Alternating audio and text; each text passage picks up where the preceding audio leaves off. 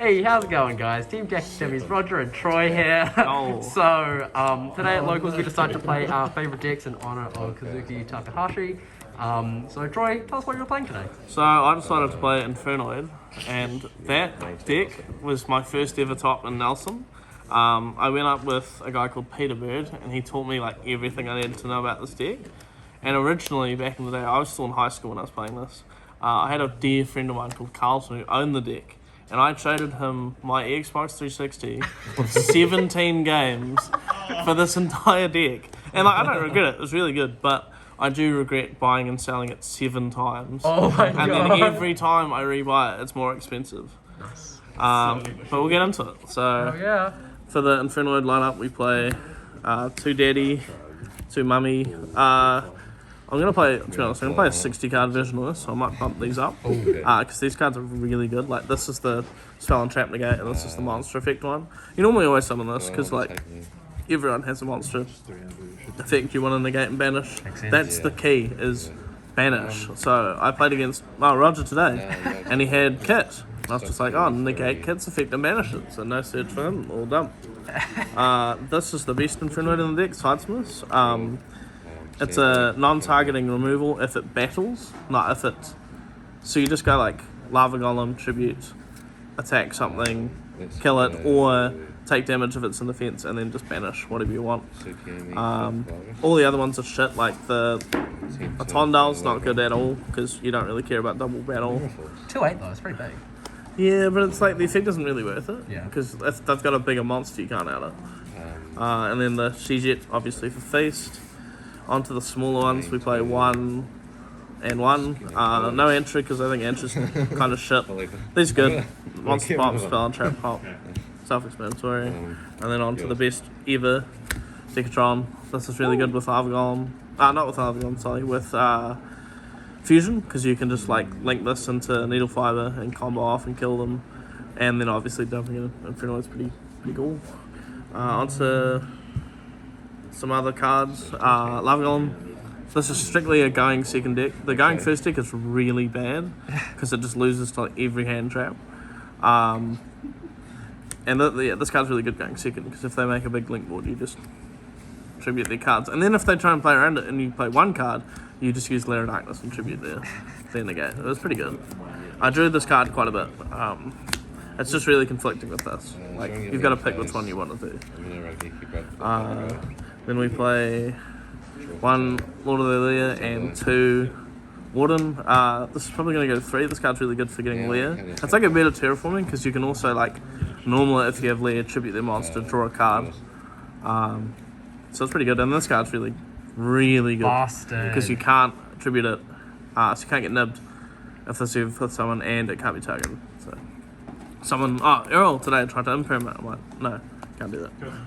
Yeah, no, it didn't matter. Onto the spells, we play Extrav, Droplet, Self-Explanatory, these cards and maps. So good.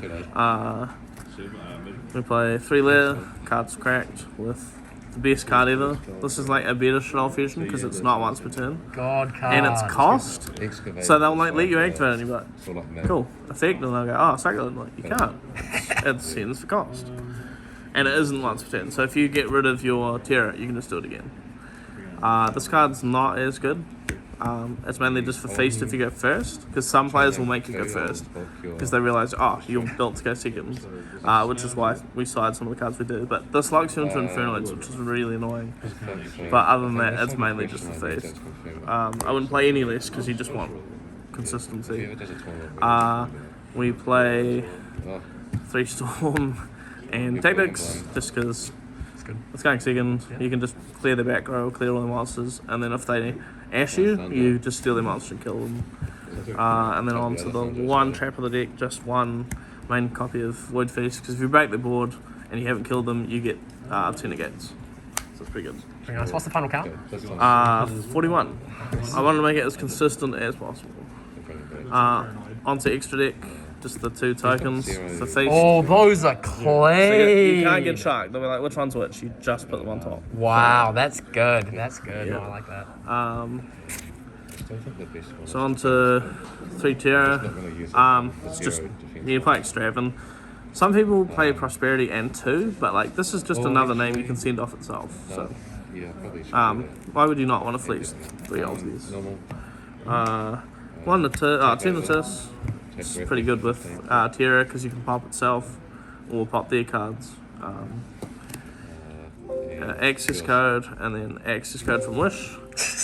This card is actually way better than this card because the combo is like you summon him with Needle Fiber, summon level Sidesmith and a big guy, and then you go attack. He's on like 7,000. Kill something, do a lot of damage. Sidesmith tribute it off, and then OTK them. I never made access code today because I just didn't need to. I made this instead. I made this quite a bit. Because nobody plays Nib for this deck, which is really strange. They'll just like, I'll play background removal or hand traps, so that's fine. 1 Unicorn, 1 Needle Fiber, 1 Gravity Controller, 1 Almirage, 1 Anima. This should have been for Link Rebo because it has synergy with Lord of the Air because it's a dark and it tributes. But I thought this would pop off, but it doesn't. Then on to just 1 Chaos Ruler, 1 Omega. This is good for sending off Terra, and this is good if you just go normal. There's a way you can make Single 8 with Tikatron and Patrulia, and then make this and dump more Infernoids. On to side deck, we play 3 Lilith. This is for if they make you go first, because they do all the time. Because they think, oh, I can beat him if he goes first, because it doesn't do anything. With Dark Ruler, that's also for just going second. Barrier for Lilith, obviously. The same with 2 Feast. Because you can just go tribute if you already have 1 or 2. You just pick the other one, because this says 3 traps, not different named. So you just get whatever you want. Like against Paku today, I revealed 3 Feast, and then just feasted him, and he lost. And then on to enemy matched and reboot, because we want to go second and we don't want to lose to stupid traps. Nice. Nice. Alright, any final shout outs? Shout outs from me for I'm going to build that 60 card Infernoid deck and it's going to be epic, so stay tuned for that video.